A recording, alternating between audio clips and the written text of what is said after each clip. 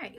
So here is some more hopefully helpful information, things that I've learned through having my own business, working as an independent contractor, and now as an LLC for the past year, as in terms of how to attract clients. And I'm doing a couple of Zoom meetings today, so I have this all set up. So I figured I'd go ahead and make a couple videos to stockpile. So the subject I wanted to speak on is using education to help you attract new clients. And this I feel is particularly important for those of us that fall under the umbrella of holistic, alternative, whatever, because not everyone knows what we do. Or if they have heard of it, they don't really have a good idea and they're not sure why they should even seek out something like that for a service.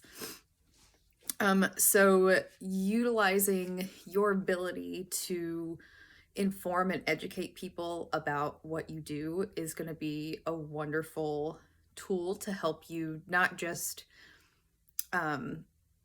intrigue and engage the client base that you already have, which is usually people that already kind of know a little bit about what you do, but also to reach out and broaden the people that that you might bring in as potential clients, because then they understand a little bit about what you do. Because if you don't know what's out there, you're not going to seek it out. So here's a few things. So physical promotional material, and this is just like your brochures, your flyers, little info pamphlets, postcards, things like that.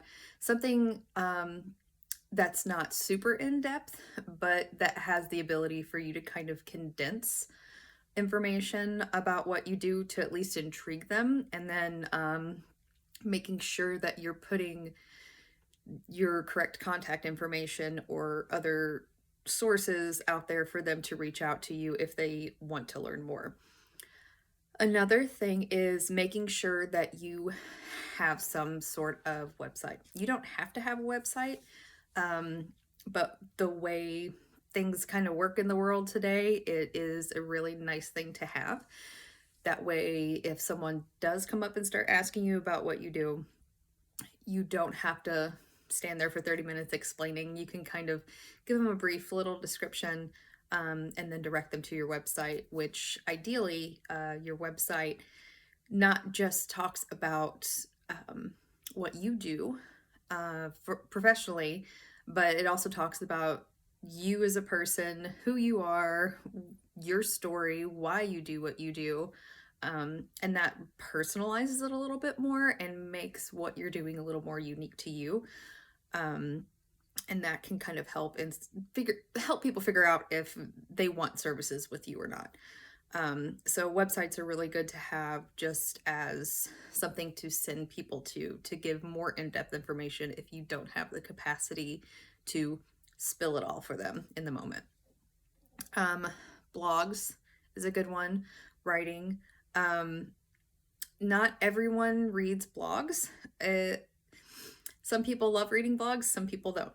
I feel like there's not really an in-between. I feel like if you enjoy intaking your information like that, then that's how you're going to intake your information.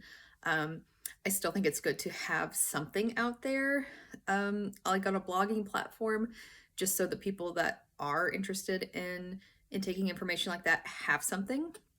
But if you're not like an avid writer or anything like that, you could also look into doing vlogs, video vlogging, if you're more of a verbal processor, and there's vlogging platforms too. And if you do have a website, you can, post blogs, vlogs on there as well as additional resources to let people know what you do.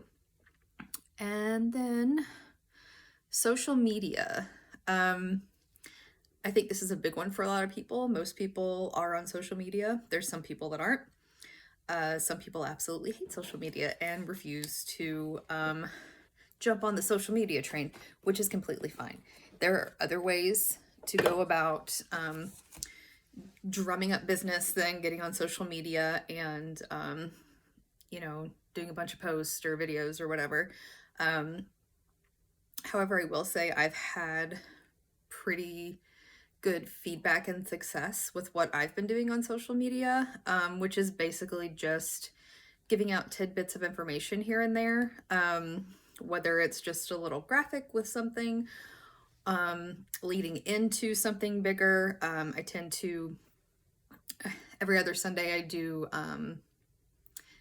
my self-treat Sunday, where I'm basically just treating myself with MFR, kind of talking through it and giving people some more information.